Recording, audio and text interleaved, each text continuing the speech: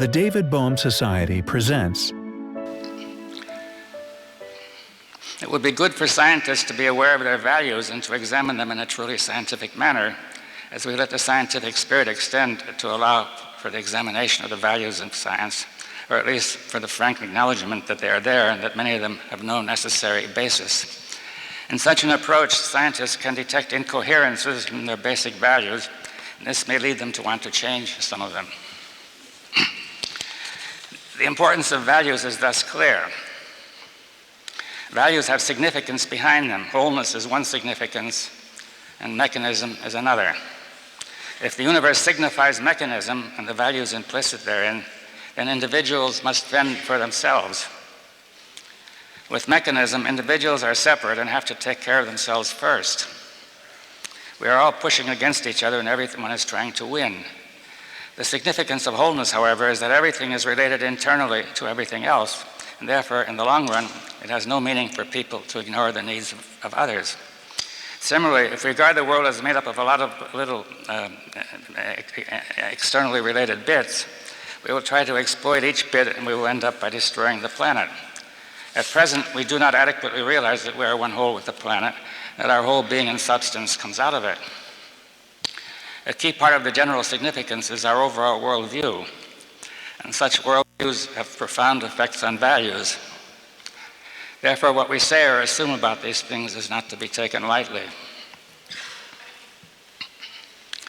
An inquiry of this kind clearly has a broader significance for the whole of our culture. Too fast. To see what this means, I would first point out that culture, in my view, is shared meaning. Whatever form of culture we see is the sharing of meaning, whether this be in science, in art, or in spirituality. Now, what is art? Going back to the derivation of words, the word art is based on a Latin root meaning to fit. It appears in English in words like artifact, articulate, article, and artisan. All this suggests that in earlier times, art was not regarded as being separate from life as a whole. But with the general tendency of civilization to fragmentation, we have broken things up and have said that art is a special activity. It has very little practical significance and is primarily aesthetic in its value. However, as far as art is concerned, I would emphasize that fitting means coherence. In its own way, art is generally concerned with making coherent wholes. Many people are looking for holism, but not all holistic views are coherent. For example, Nazism aimed at a kind of totalitarian approach, which means whole, but it was highly incoherent and it certainly did not bring about good results. It's clear that we're looking for coherent wholeness, not just any wholeness. The artist, like the scientist, is looking to create a coherent whole, but he or she differs from the scientist in that he or she is not looking for a general knowledge of what is necessary, nor is the artist, as a rule, building a collective structure of art. Rather, artists generally want to create individual works, not necessarily absolutely so. A given work of art may have a universal significance, but it has to be in a concretely perceptible form, experienced in an actual moment or succession of moments. It is not treated by rules or universal laws, so it is not like a scientific theory, whose very essence is the aim for universality and necessity. Necessity is perceived in each work of art. Art has its own internal necessity that is not mainly an abstract general structure of ideas that an artist might build up over a period of time. The individual work of art, therefore, could stand by itself, whereas scientific theories have to be seen as parts of an overall body of scientific knowledge. It seems to be commonly agreed upon that art may have a deep spiritual significance, not only in its content, but in the creativity that produces it. We therefore speak of artistic spirit and ask whether life as a whole could be infused with this artistic spirit as well as with the scientific. That is to say, in our actions from moment to moment, we would have a perceptive attitude, not mechanical, not repetitious or routine, in which we would be moving toward making everything fit to cohere. Even science should properly be done with this artistic spirit in its actual doing, rather than by following rules and formulae. I do not think that a science of science would be right, nor would it get very far. I think it would be best to call it the art of science.